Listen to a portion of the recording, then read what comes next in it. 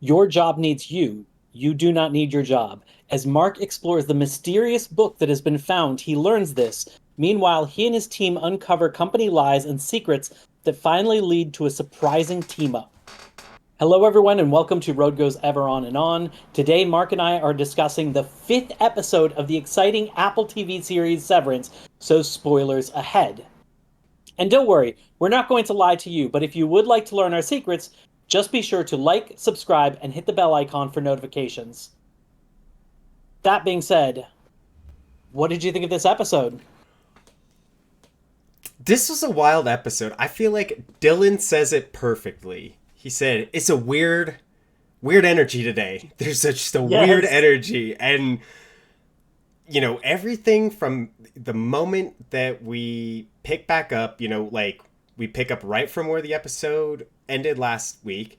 And it's so chilling because, what we're seeing is violent. We see struggling. We see her, Helly, struggling. But all we hear is this, soft piano as it's happening, it just put this edge of uncomfortability for this episode. And this episode It's just, chilling. yeah. Yeah, it was really tough. Mark trying to save her, and then as she's laying there being yelled at to get in the elevator, and he has no choice because he knows what they can do to him. It it was truly horrifying kind of watching Right. that and seeing how helpless he is, how he just instantly transitions right back to normal as soon as he's in, like you can see the Yeah. horror on his face in the elevator, and then that just completely washes away. And then he does the usual, like, hey, guard thing See on you his way later. out. And then as he's coming back in, once again, completely nonchalant, he has to wait for that check in. They have to make sure that nobody's going to be crossing over. And he's waiting there a little bit longer than usual, gets into the elevator, and then you can see that kind of horror wash Panic. back onto his face. Ah, I bet so, that so must be good. like a weird feeling, right? So they talked about how they will feel refreshed from sleeping. So he leaves, he gets the refreshed of sleeping, but he's still worried. Like the any Mark As is the mem, still yeah, worried. So it's that must be like a weird thing of being scared and then just being refreshed scared. Like that I wonder, oh, that's such a crazy idea. it's absolutely wild. Okay, I noticed that the management isn't on the same page here. It doesn't seem like. Right. Okay, yeah. It seems like Mr. Milcheck is running a 266 without running it by Ms. Cobel.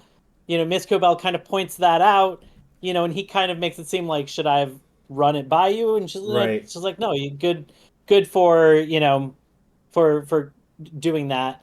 Same kind of thing with Miss Cobel and Mr. Grainer. Right. It seems like he's realizing that she hasn't run any of this by the board.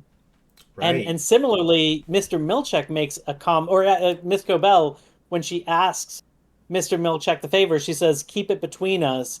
And I think he says something about the people upstairs wouldn't be happy if they know this. Right. And even he asked her when she was like, "Oh, they're just off doing things." And he was like, "And you're just watching this?" And she's like, "I'm just letting it go." It is this weird dynamic where it seems like they're all kind of doing different things. And so, speaking of the 266, okay, so It's what like you it's crazy that it's numbered, which means right. who knows how many other of these plans they have. Like this is Right. an orchestrated plan that they are ready for, and who knows what other ones they have? That's Don't wild to me. don't let your if you want to have a tame prisoner, let him think he's free. Oh yeah, Right. Kier Egan has a quote for Quote for everything. everything. Yes, it's like how much of this is written out. And I mean it kind of like that book when Helly's first getting introduced.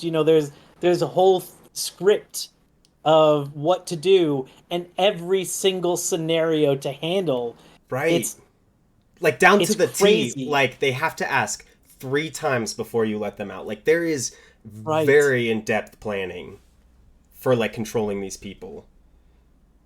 It's wild to me. And I love exploring this world and seeing, how deep this rabbit hole goes. But about this 266 thing, so Yeah. we heard that Dylan thought that O&D started a coup for a while. We find out that O&D thinks MDR is got literally a pouch, like they're not even human. Right.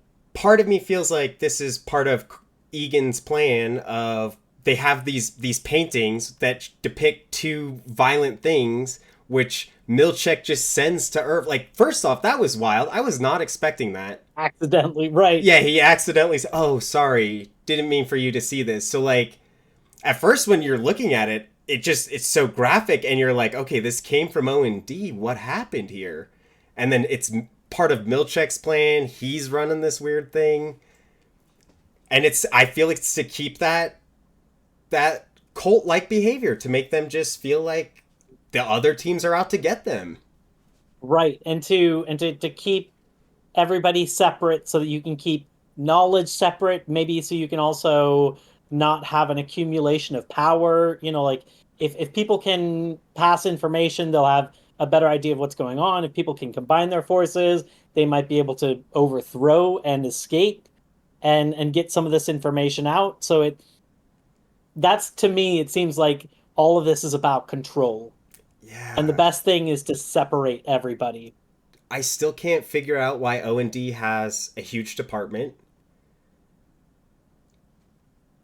Right, especially when you think about what they're supposed to be doing. It doesn't Right. seem because they don't actually supposedly they don't create this material. They just distribute it and maybe create like the holders for it, bags for it, Right. like some small kind of extra material, but it doesn't seem like they would need all of that. So it does make you wonder, what are they doing? Or is it that they need that big department because maybe there are a lot of departments, and so there is a lot of artwork that needs to be moved around all of these spaces, and so you do need that much Right. space because I don't remember if it was Mr. Milcheck or Mr. Grainer that asked Ms. Cobel, how many more departments are you going to let them discover? So it hints at Oh. there's a lot more out there, a lot more Interesting. potentially. I think I might have missed that. I didn't remember them saying that there were more departments. Though it there was kind of a weird cut for me with the department things when they were all together and Miss Casey went to go get the supply closet and they were like, "Oh, we got to go get the pen caps." Before that, Irv had left to go find Burt. So when Mark and Helly were going to go get the pen caps, Burt wasn't there. And then Casey came back and said, "Where's Mark and Helly?" And not Burt, Irv. I was saying Burt. I meant Irv. Irv said, "Oh, they went to go get pen caps." And then Casey told Irv where Burt was. That was a very confusing moment for me in the show. It was probably just a mistake, but it was a little bothersome because Irv was not there when they left. I think we saw him in another room. I don't think completely he had told Mark that he was going to go to OND, but he hadn't actually started that journey. I think that kind of like we see Burt is questioning, should I talk to Irv or not? I think we're Right. seeing that same kind of thing with Irv, where it's like he says, I need to go to OND, but he also then can't actually take that journey, and he's questioning if he should do it and what he should say. Bert's wondering like what joke is he going to open with. And I he think hadn't we're fully seeing that. written the joke. I did like the overall moment where Burt, Irv, and Dylan are all discovering the different pictures with Right.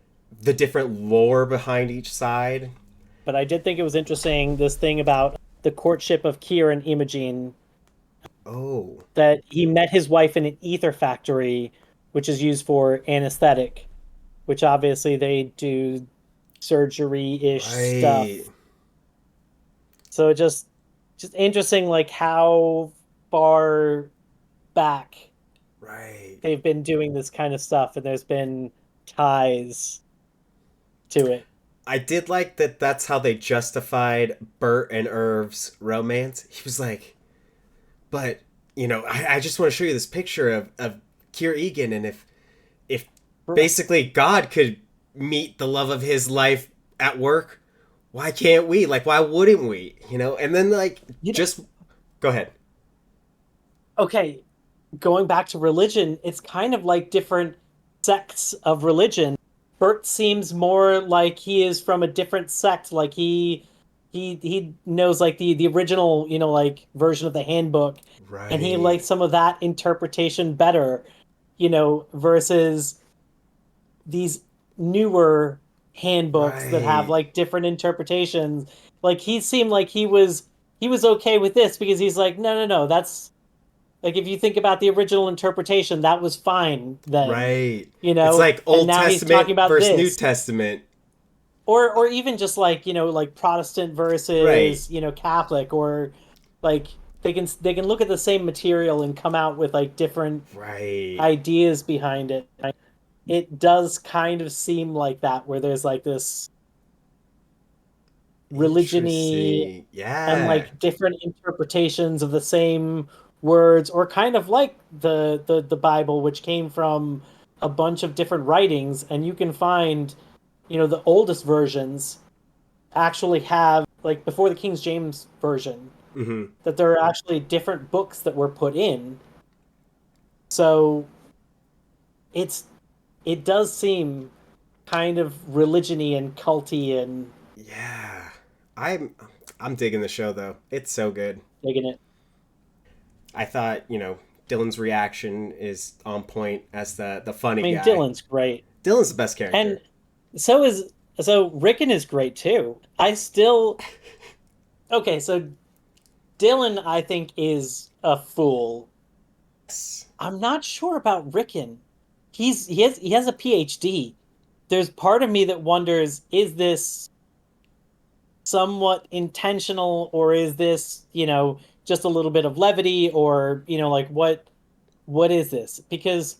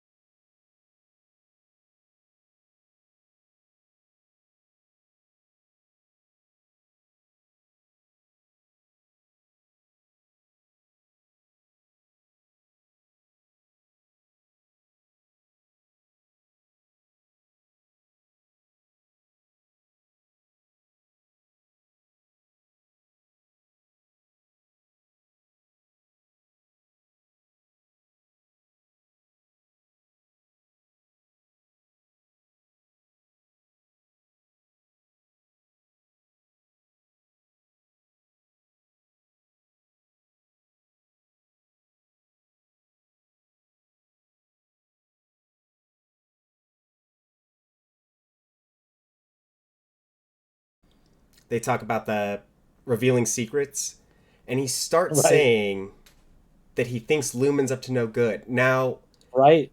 I know So his. that's what I was saying. Like that's the moment when he's the first time that he's like putting it out in the open. So, I also felt like I took a notice from his sister's reaction. She seemed very interested that he was saying that Lumen was up to no good. Like she like not like a oh, you're probably just worrying about thing. She seemed genuinely concerned. So I still think Rickon is a bumbling idiot, but I do feel like his sister might have some connection with the group that was helping Petey. And we noticed that Mark was also, while she was giving birth, Mark was reliving the phone call Right. through Petey's phone. And maybe when Petey showed up at her cabin, he wasn't looking for Mark. Originally, when he was outside her house, he wasn't looking for Mark, he was looking for her. That makes a lot of sense. I mean, if he tailed Mark, he could have found out that that's where Mark was, but he, that's an interesting point. I also have another theory that revolves around this whole cabin doula thing. So do I, but please take the floor. Okay, so this episode had me thinking a lot about pregnancy. You know, Okay. we there's a specific scene where his sister goes out for coffee. They go to the rich person's house. She can't get a hold of that guy. He just dips out quickly. What if that woman is severed? That pregnant woman is severed. And it started making me think about a whole bunch of different things like what if you got pregnant while you were severed and then you just realized you were pregnant, or like what if you gave birth while you were severed, like say you It's interesting you say that because did you that was on a news report in episode 3 or so really about it was about a woman interesting. who found herself pregnant, apparently because of like the innie. So I'm And feeling I never brought it up because it was like not a lot of information, so it's like I don't know what to say about this other than I just heard this. So that's a damn good theory. I do have two alternate theories, but that one might be better. so I think that woman that was in the rich house, she's severed, and she's a severed woman that is literally like breeding stock for a rich person. That's my full theory. Okay. What's your theory? Interesting. Okay, so she was in the biggest cottage. Right. So first thought was she's an Egan. Thought that too a little bit. The other thought, and I know you're probably going to give me a little bit of crap for like being stuck on a painting. I love this painting, We're coming and back to this painting. we're going back to the painting. I think she could possibly be Woe, the bride in the Okay. painting. So it's and we have seen that they are keeping goats, which I think are malice. So is it possible that because she was dressed in white, which is I think a little odd. It's not the end of the Yeah. world, but She could be the especially in bride. winter. She's in winter. Like Yeah. that you don't generally wear all white in winter. So and the guy that went away was also wearing all white, which is weird. That makes sense if he's maybe like a Lumen employee. He's wearing his, whatever Right. his uniform. So I still kind of like your idea, but those were the two different avenues that I took with it. Well, it's funny that you say that she was the woe because we definitely saw, like you said, we saw goats in this episode, which And I actually think that goat possibly, maybe I'm wrong, connects with something else. which is when I Wait, wait, first wait. heard the goat. The Oh, goats in the picture or the goats in the the goats in real life in this episode. Okay. When I first heard the goat in this episode, and we hadn't seen the goat, I actually thought it sounded like a baby. And so my first thought was, this is what Dylan hears. Oh, yes. Okay, you're right. So, at first when I heard it, I know very well what goats sound like, but I know goats sound like babies. And I was like, is that a goat or a baby? That was the first thing that came to my mind. And I was thinking more of it was a baby because why would there be a goat in this basement? And then we see it's a goat. I And I didn't even think goat. I just thought I was like, there's Dylan's baby sound. And then I saw the goat and I was like, it's Malice from the painting. okay, here's a wild theory with the goats. Okay. I've got a wild one here. Okay. What we see in the picture, there is a goat-headed person. What if they are raising these goats for organs for people? Interesting. So, Lumen, we know, is a medical facility. Yep. Maybe they're harvesting these goat organs to put into people. That's kind of all I got with the goats. Because the farmer was saying they're not ready yet. They're not ready yet. They look like very small goats, like little kits. So I'm Yeah. thinking they're gonna grow them up for their organs, or maybe make goat human hybrids. Or maybe somehow their cries are used to torture the people inside to get them in line. That's like part of the psychological aspect. I don't know. It's it's hard to say. But he said they weren't ready yet, and you'd want the goats to be babies when they're crying like that. So I don't know. I don't know either. It's crazy. I liked that Helly was trying to figure out too. She's like, so are the goats like the numbers? Like, are we deciding what Right, goats live or die?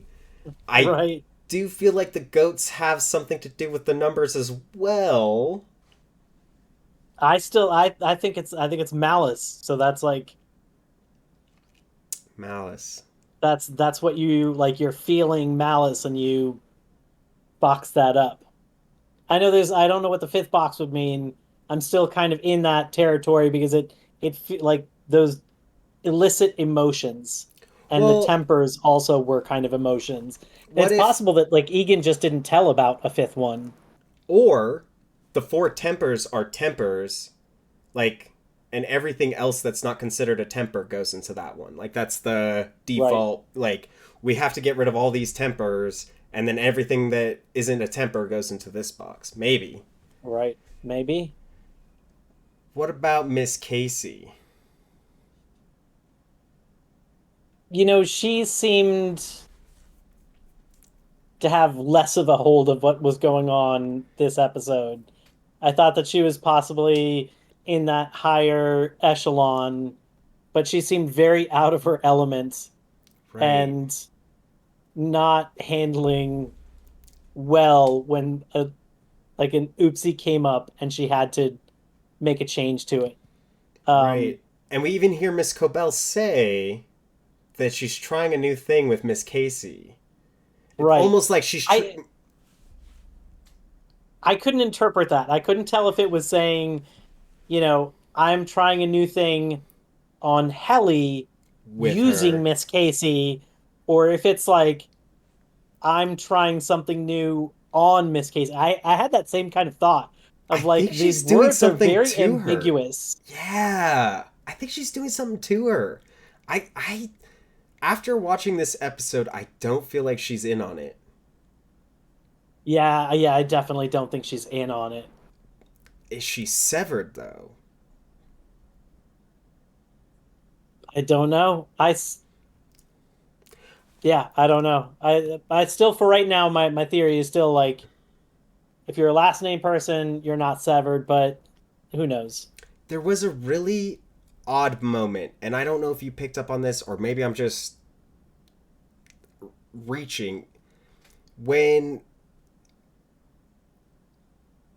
Miss Casey finds Mark and Helly, and she's like, oh, "You're okay." Mark says, "I'm sorry." The way that she looks at him says, "I forgive you." It felt like something more, and I don't know why. Did it? Yeah, it to me, it almost looked like Like she looked like she was gonna she cry. was she looked like she was really taking it into me and truly accepting the apology versus so this wasn't I think to her this wasn't a like, oh, you don't need to apologize. I think she needed that apology and she appreciated it. I think she was even possibly pausing to see if Kelly would also offer one. Like I think Hmm. that this was putting her through this was that much of an offense to her. Gotcha. Okay. Yeah. That was just my interpretation, but I. who knows? Well, I don't know. Like I said, this whole episode just felt so weird. Like out of all the episodes we've seen so far, this one just left field. Like walking it through the hallways with the lights that follow you. That was the first time we saw Right. that. Like usually they have all the lights on. Why were these lights following them? Were they in a new part of the wing that we hadn't seen before? But also the place that was covered in plastic looked like the other department that had the two seats sitting. It's weird. It makes you wonder what like is that part of the plan is to make it look like, one day it will be this full, but secretly it actually is very full and there's a lot of departments you don't know about. Like or are they truly planning on filling all of the space? It's Right. tough to tell. It feels like there are a lot of questions and not a lot of answers. But I'm still digging it. It doesn't feel like they are just throwing out more questions and answers. What about the black goo? That black goo has to be something. It's in the intro. We've seen it twice Right. now. But at the same time, that doesn't necessarily mean that it is the most important. Like we do see the coffee in the intro, and I think that was what we just now saw was Mark When knocking he over the spills coffee. the coffee. So it's possible that they're using that as a kind of a metaphor, but it's tough to tell. I do still kind of like the idea of they don't want you sleeping because if you sleep on this floor, you can possibly get access to things you shouldn't. Yeah, I do like that theory, but I think there's more to that black goo. Like because it's so prominent in the intro. Like we saw in 1899, right? Oh, right. Where Yeah. in their intro they have this black. Spoiler though. Oh If yes, if you're spoiler for planning on watching 1899. 1899, go forward a little bit. I should talk about the intro. Um, Just talk about the intro. Just yeah, yeah, what the but intro shows. how it comes Right. back in. And it, I'm it it was like such a big part of the intro and didn't pay off for so long that it just felt like an interesting design choice. right. And then it turned out like no, that was integral to the show. Right. So that's why I do, because we've now seen the black goo twice. It's like, Right. and once we saw it was just a little bit creeping out. Now we saw it on the ceiling dripping. We saw it in Mark's eye. I think there's Right. something about this goo.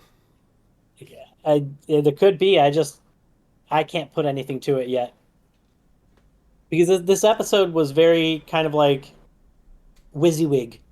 What you see is what you get, Yes, very and WYSIWYG. not that it wasn't awesome, but there's not a lot hidden in there. There's a lot weird in there, A lot of weird.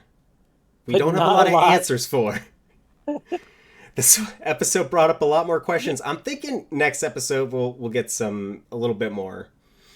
But one more thing about the control thing. You know, we heard Grainer say that, you know, Kier had a saying for everything. There's a Kier saying for everything. Right. There was another part about Kier in the beginning, and I think this was another catalyst to make Mark want to fight against the establishment, Man. the system, if you will. But after he was so panicked and worried about Helly coming down, and Ms Cobel was so mean to him about like what had happened, and the interesting thing that she had said was, thank Kier that it went the way it did. Like, basically, thank God how Right. this went. Like, Kier is the god to all of these severed people. And that's goes right back to the cult thing. Like, if you create this religion mythos on a cult, you're gonna be more susceptible to following the rules of the cult.